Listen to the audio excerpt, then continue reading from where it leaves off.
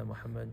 So last week we discussed the hukum of Umrah, and we find that the Hanafiya and with them is the Malikiya, and the Shafi'iyya disagree. So the Hanafiya, they would say it is a Sunnah Mu'akkada, or rather a Sunnah, not Sunnah Mu'akkada, an emphasized Sunnah.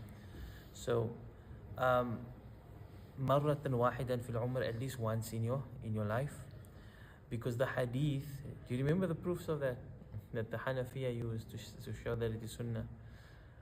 You remember we quoted the one hadith where the Prophet ﷺ says Bunya Islam ala khams, and then he mentions Islam is built on 5 things, and when he mentioned Hajj, he doesn't mention Umrah alongside of that. And if you think of the logic of this, Hajj was made compulsory at the end of the 9th year. So the Prophet ﷺ couldn't have made it in the 9th year, he made it in the 10th year. But the Umrah is making 4 times or 3 times prior to that already. He made 3 Umrahs. So when the Prophet ﷺ is mentioning these hadith and he says Islam is built on these principles, and the one is Hajj, he doesn't mention Umrah. So there is a logic behind that doesn't make sense. Why didn't the Prophet ﷺ mention Umrah with the Hajj? So therefore this is one of the proofs of the Hanafiya that the Umrah is not wajib, but it is Sunnah. Because if it was wajib, it would have been mentioned with the Hajj.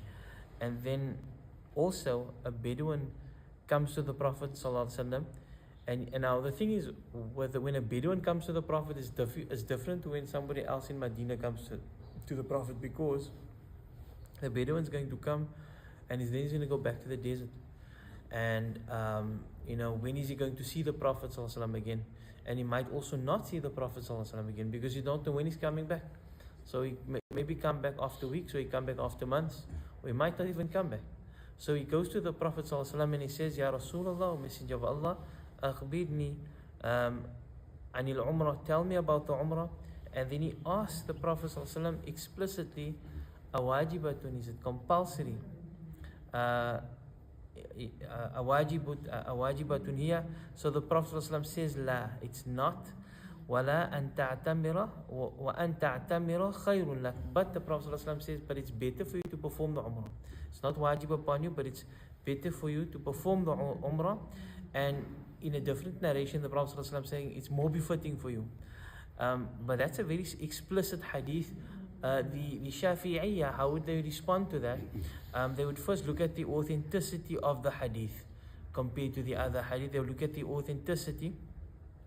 And obviously the proofs that we have mentioned that the Shafi'iyya comes with is that, for example, in the Quran you have وَأَتِّمُوا الْحَجَّ وَالْعُمْرَةِ, meaning a command to perform and fulfill the Hajj. And with and alongside that is also perform the Umrah. Also you have other hadith that the Shafi'i uses, where Aisha radiallahu anha, she asked the Prophet ﷺ, is there jihad for the females? But the way she asked it, she says, Hal ala nisa'i jihad, is it compulsory for the females to make jihad, like the men have to perform jihad? Then the Prophet ﷺ says, yes, it is. But then he explains this type of jihad. He says, jihad la qitala fihi, is a jihad that's no fighting involved with it. And then he says, al-hajj and umrah. So you see, both in the verse wa'atimul hajj wal umrah, like in the Quran, perform the hajj and the umrah, and in the hadith you find that this is joined, the hajj and umrah together. And also the hadith is where Aisha radiallahu anha, she's asking, is it compulsory for us? And the Prophet ﷺ, yes, it is compulsory, a jihad is compulsory, but the jihad that is compulsory upon you is hajj, which means hajj is compulsory upon you, and the umrah. So you can see the proofs are quite strong on the Shafi'iyya side as well. But we can appreciate that there's differences of views between the Shafi'i and the Hanafi with regards to umrah, not hajj.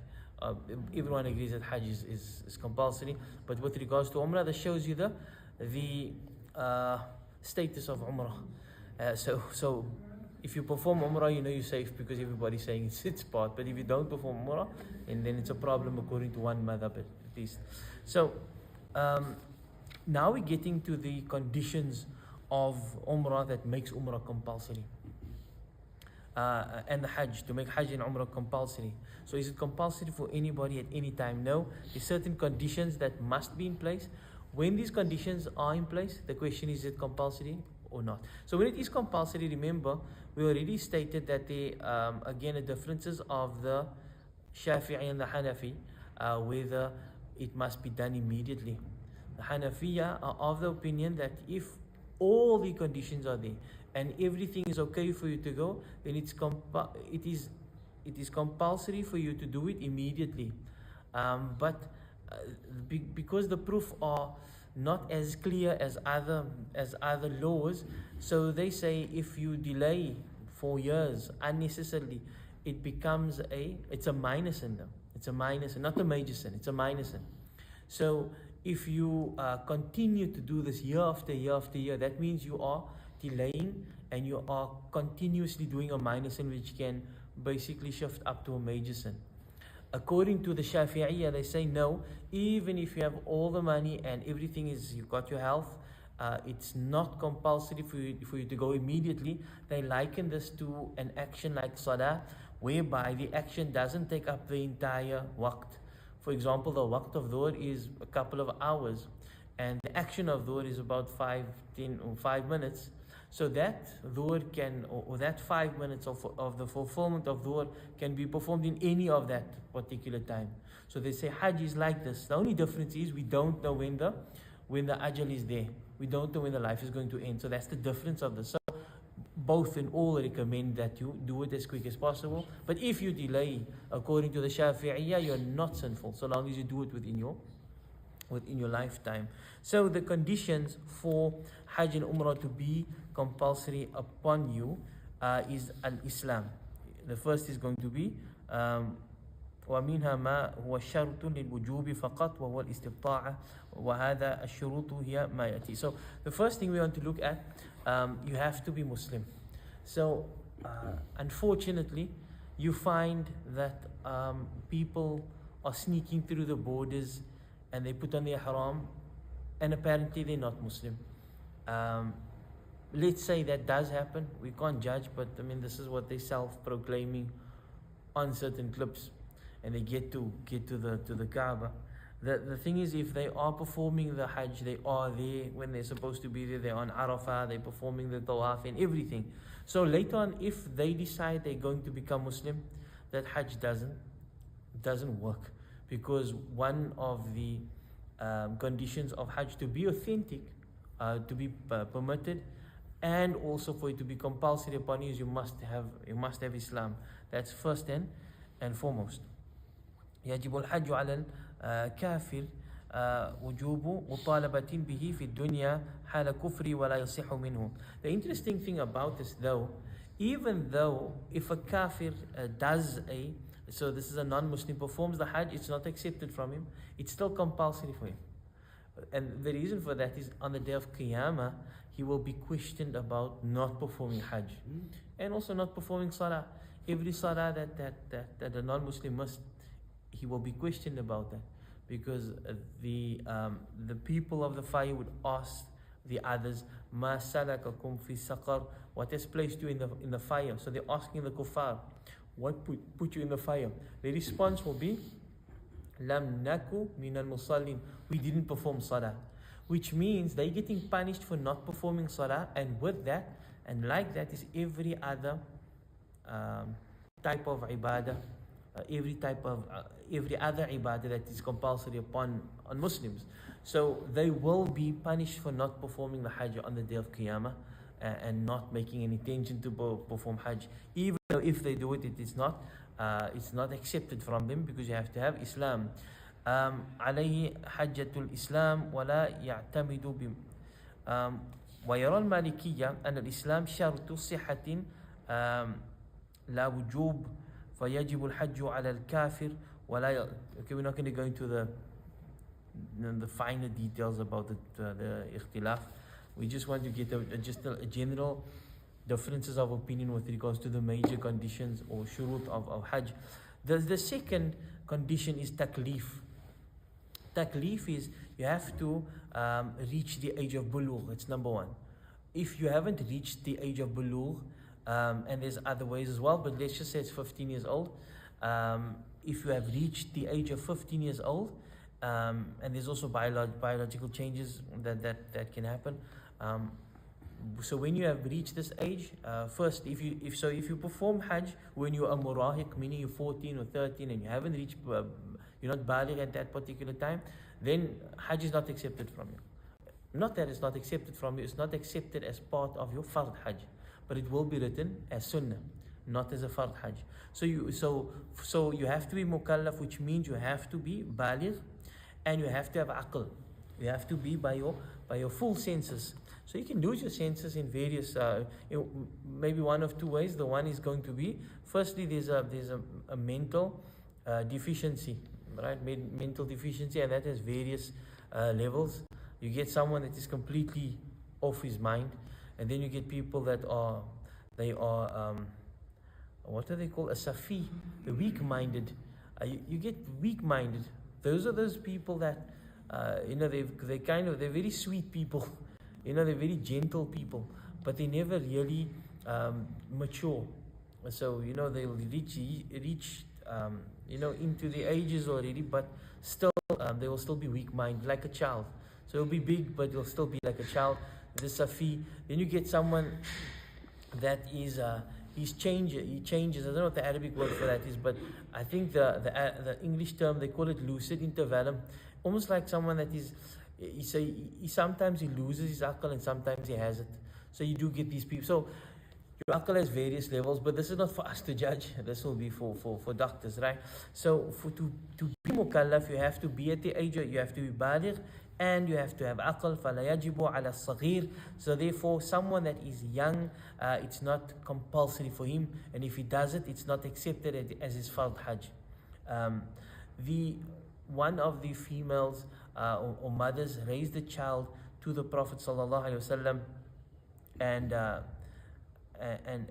she asked, is there hajj upon this child? And the Prophet sallallahu alaihi wasallam says, in terms of its authenticity, yes, walaka ajr, and you get the reward for it. Okay, so a young child, Hajj is not valid in terms of the fard Hajj, but they will get rewarded, but it's not compulsory for them to perform. Why would people ask things like this? Because now you get a 10-year-old child, for example, and he has been left a fortune from his parents, and he might be healthy and he has all the things over there, and he might even be matured enough, and he might also know how to perform Hajj. You get very matured young children now, and then he wants to perform Hajj, and then we're going to say, look, you can, but maybe it's best you wait a couple of years, so that when you do perform the Hajj, it's your fard Hajj, because you perform it now, it's not going to be, this is some way it can maybe apply. لأنهما غير مطالبين بالأحكام الشرعية فلا يلزمهما الحج. Okay, وما فعله الصبي قبل البلوغ يكون تطوعا. So we said again that a child, whatever he does before he reaches the age of baligh, it is meaning it's extra for him. The Prophet ﷺ said, رُفِعَ الْقَلَمْ عَنْ ثَلَاثَةٍ, that the pen has been lifted for 3 people. The first is going to be someone who sleeps until he wakes up. So while you are sleeping, provided you never went to go sleep on purpose, right? You fell asleep until you wake up, and from a child until the child grows up, and from a ma'tu, that's the word, a weak-minded person until he has his aql. وقال أيضا أيما صبي حج به. I'm not going to do that hadith. I think that's enough for that section. So if we just summarize what we just done over there, we spoke about 2 conditions in order for Hajj to be compulsory upon you. The first is going to be you have to be Muslim, and the second is you have to be mukallaf. Okay. إحجاج الصغير والمجنون إذن الولي. So how does what happens if a child wants to perform Hajj? How are they going to perform Hajj? And someone also that's majnoon. I don't know if you've seen that. You see clips going around where weak-minded individuals, what's the word for them? someone that's not bali, well, they're not tamul aql. They're not someone that has the aql is a bit, it's a bit weak. So you do see this sometimes, and you see them performing the Hajj or the Umrah. So what and how will they go about this? Firstly, the Shafi'iyya and the Malikiyya, as well as the Hanabila, they says للولي من أب أو جد مثلا حلالا كان أو محرما حج عن نفسه أم لا أن يحرم عن الصغير المميز. And so the caregiver, the father, will have to can put on the ihram and basically help him with all the actions, okay, and they will get the reward for that. أو عن مجنون فينوي الولي. So what should the wali do?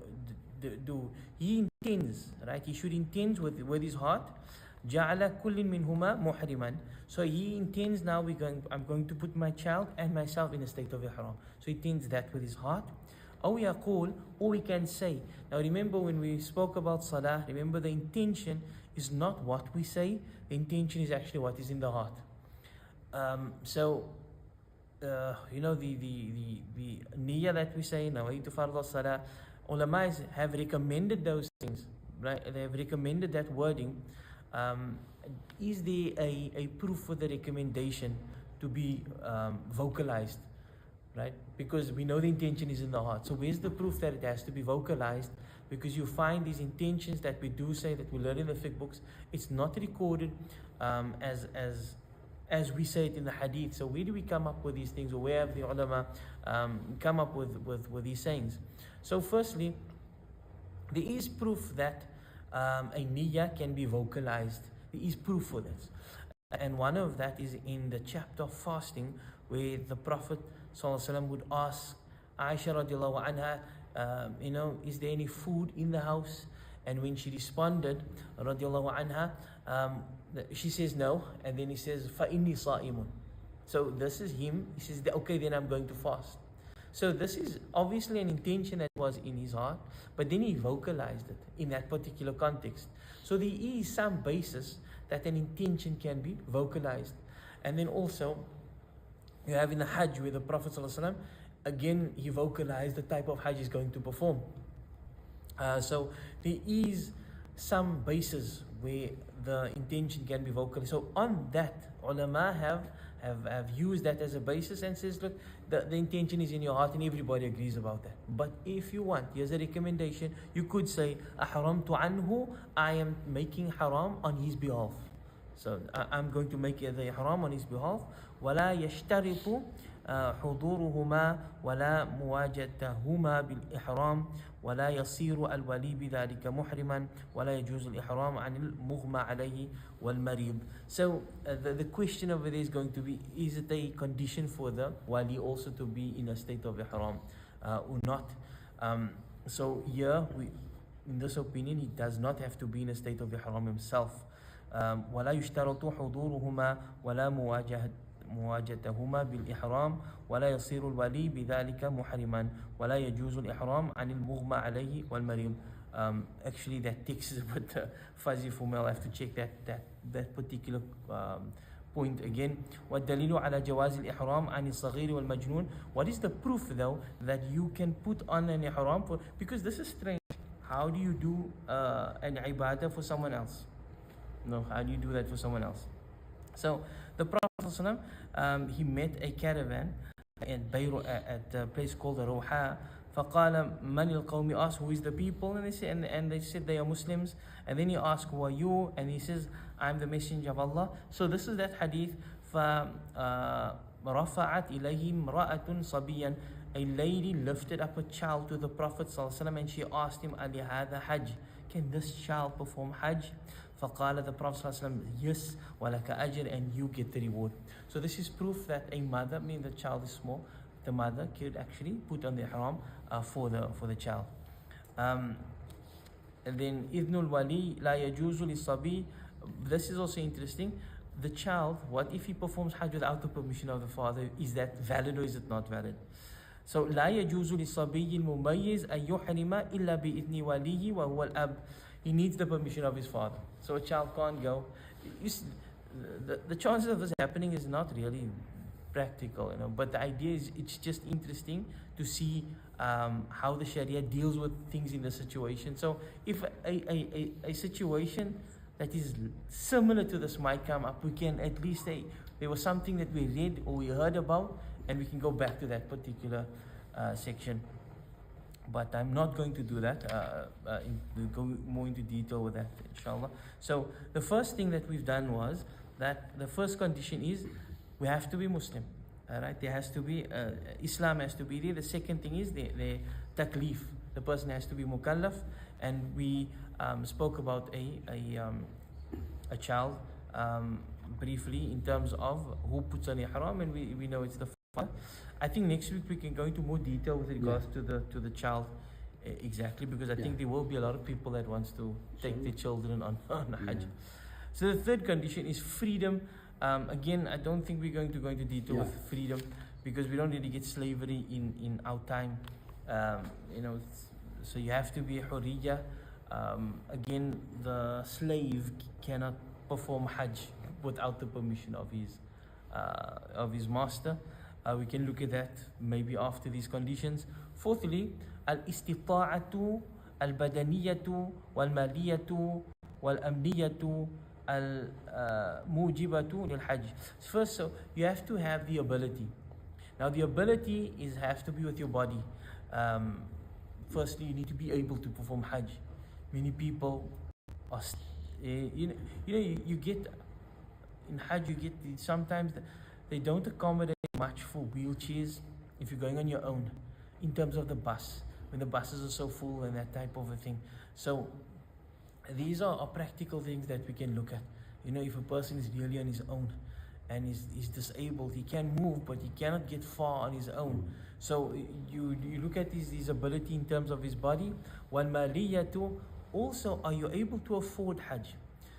So we'll discuss that. So there's sometimes you have a debt, and there's different types of debt. There's debt that has to be paid immediately, and there's debt that is like paid off monthly.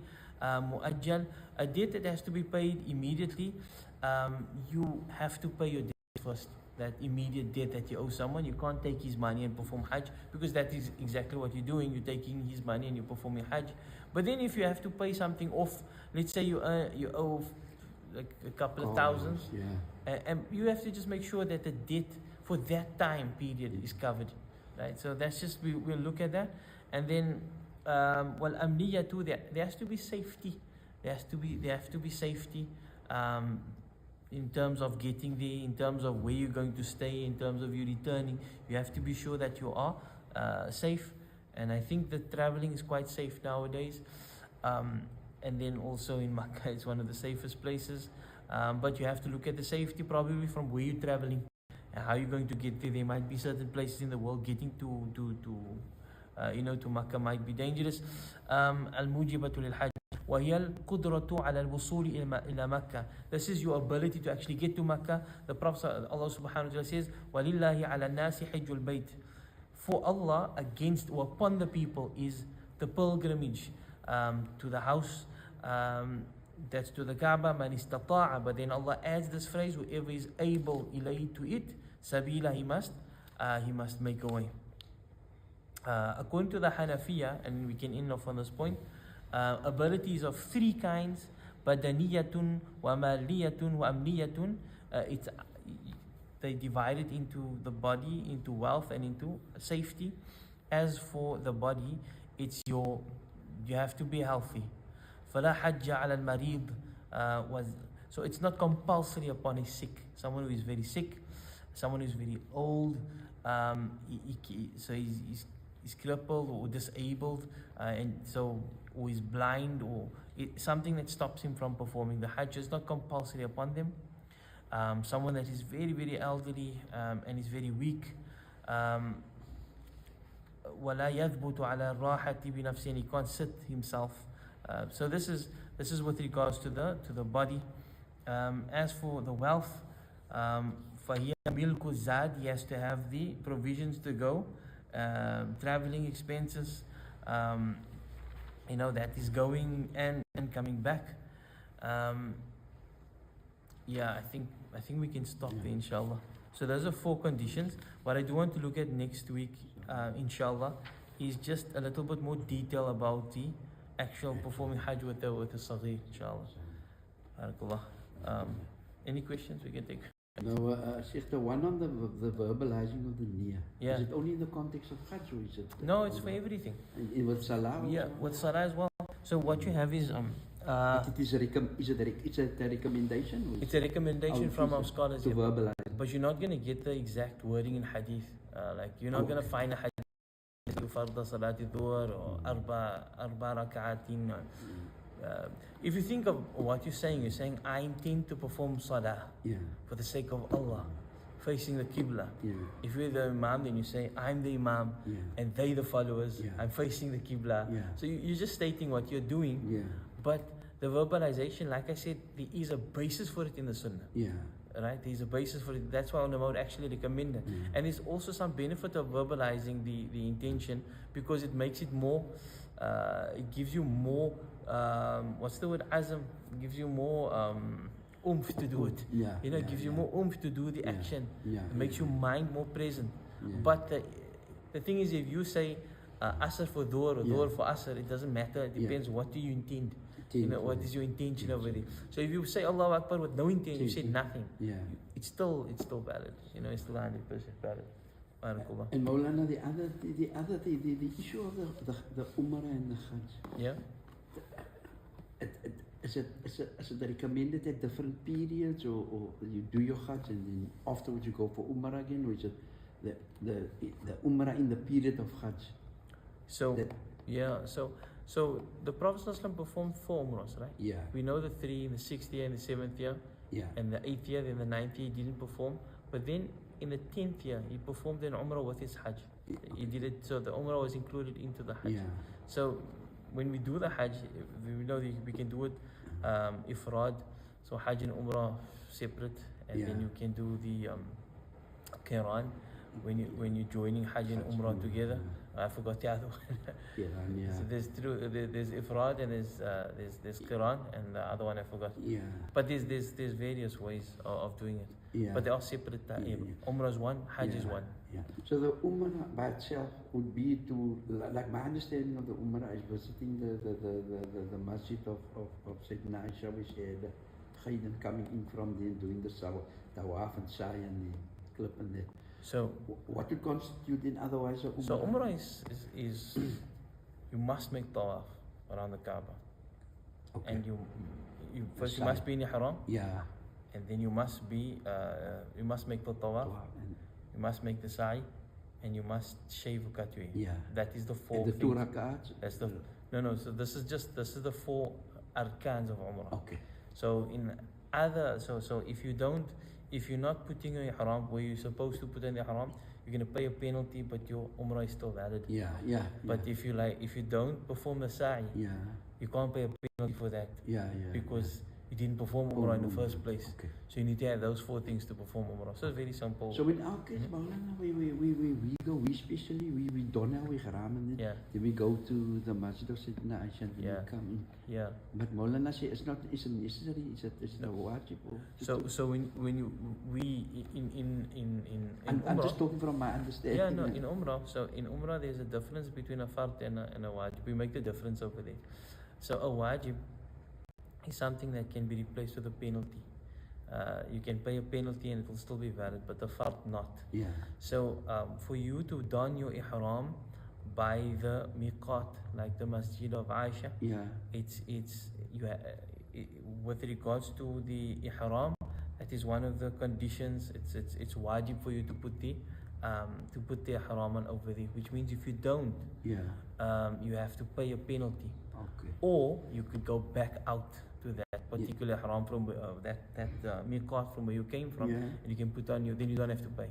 So the reason we pay, like for example, for donning our ihram at the bait, like those performing Hajj, they pay the dam because they're donning the ihram from the bait over there.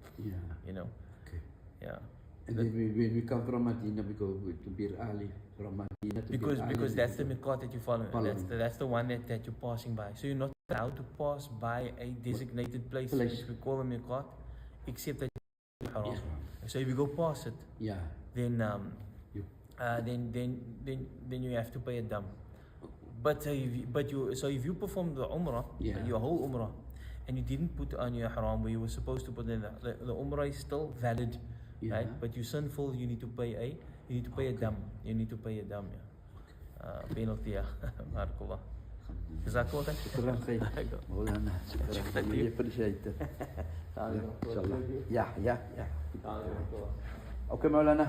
Inshallah. Next week, inshallah.